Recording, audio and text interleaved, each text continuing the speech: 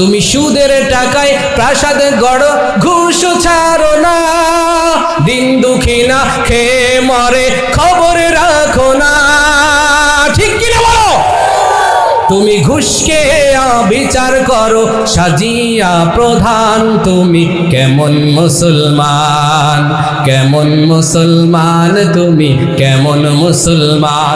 তুমি রমজান এলে রাখো না রোজা, দিনকে করো আঘাত, পয়সা করির নেই তো অভাব, দাও না তো যাকাত। ঠিক কিনা বলেন? আসেনি দুই একটা এমন আছে? আমি যার কথা কই মিলতে আছে?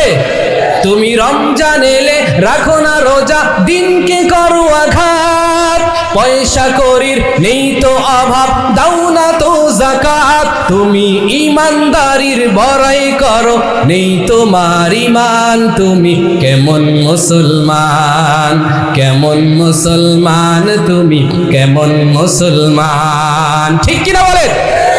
চলবো, আর একটু চলবো ইনশাল্লাহ। হ্যাঁ, সবাই কি ভয় পাইতেছেন? ভয় পাইবো কাকে? পৃথিবীর কাউকে ভয় করার টাইম মুসলমানের নাই। ঠিক কিনা বলো? মুসলমান সবসময় ভয় করে একজনকে, তিনি কে? পৃথিবী, পুলিশ, মিডিয়ার এগুলাকে ভয় করার টাইম নাই। এগুলাকে যিনি আল্লাহ বানাইছেন ওই আল্লাহকে ভয় করি।